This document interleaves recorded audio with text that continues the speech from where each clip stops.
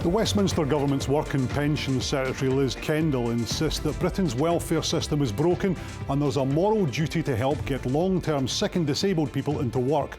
More controversially, she's expected to cut around £6 billion from the benefits bill. It's a plan opposed inside and outside the Labour Party by those fearing it could push hundreds of thousands of people into poverty. But a letter of support today came from the Get Britain Working Group of Labour MPs, which includes the member for Dunfermline and Dollar, Graeme Downie. He spoke to us this evening.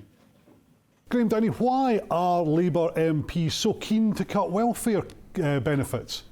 I think, Colin, let's start from the basis of what we're trying to do, and indeed the letter that I signed. We've had a mess left by the SNP and the Tories, which has seen 8,000 young people not in employment or training in Scotland. 1 in 8 people across the UK, young people across the UK, not in employment and training. 40% of disabled young people in Scotland who are seeking work but may now be unable to get into work. That's a huge problem, and one that we've just got to make sure we actually tackle a proper reform of the entire system that we have across the UK. We've got to make sure that we're getting people into work.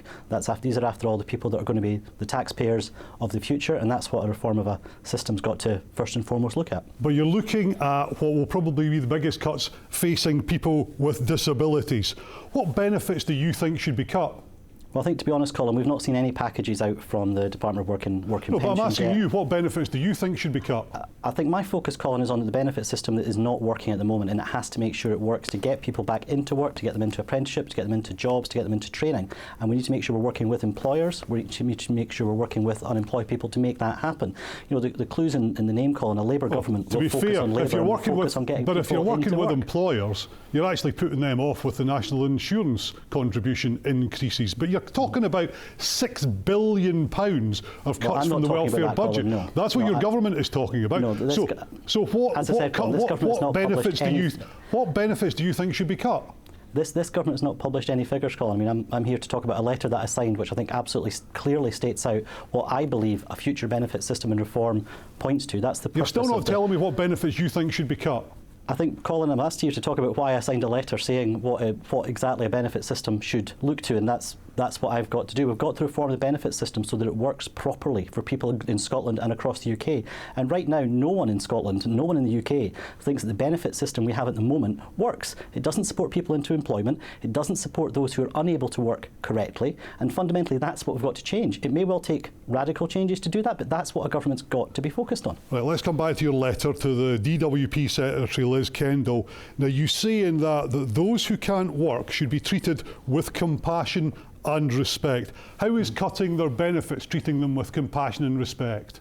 Well, Colin, as the letter states, that what I believe is that people should be both supported and treated with compassion and with respect. So how is cutting their benefits doing that? Well, there's no such proposal, Colin. I've not seen that. It's been a leak that I think you're referring to over the weekend. And I say I'm on here to talk about what is in the letter that I do absolutely support. So are you opposed to cutting benefits then?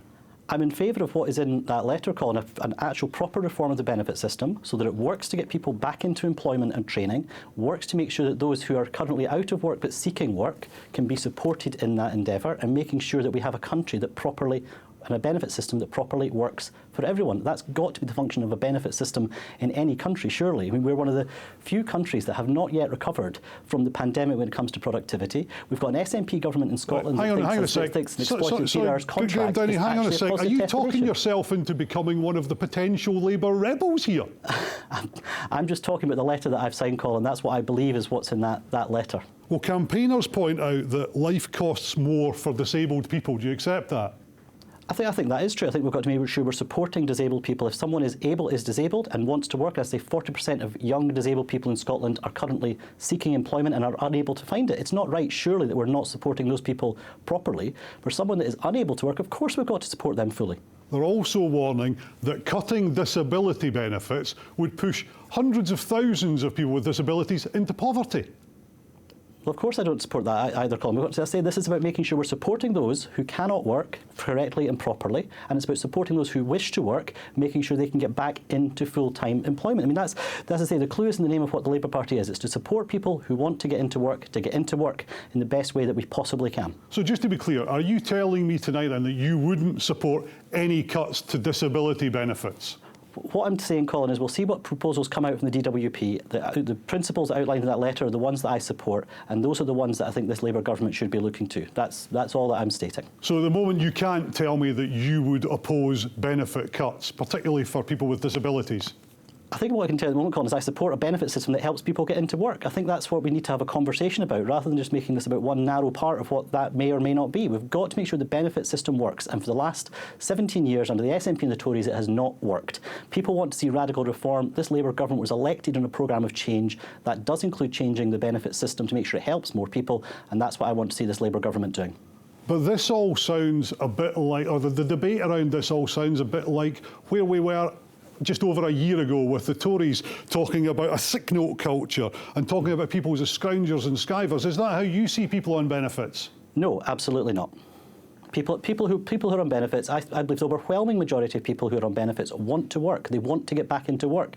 That gives them a way to pay their bills better. It reduces the burden on the taxpayer. It gives them a dignity and a purpose that I think they want. That's how we should be treating people who are unemployed and on benefits. They want to work. Let's help them do that. And is this all just about making cuts in one sector to pay for increase in defence spending elsewhere? No, absolutely not, Colin. This is about making sure we have a proper and radical reform of the benefit system so that it works properly for Scotland and for the rest of the UK. Graeme Downie, thanks for joining us in Scotland tonight. Thanks, Colin.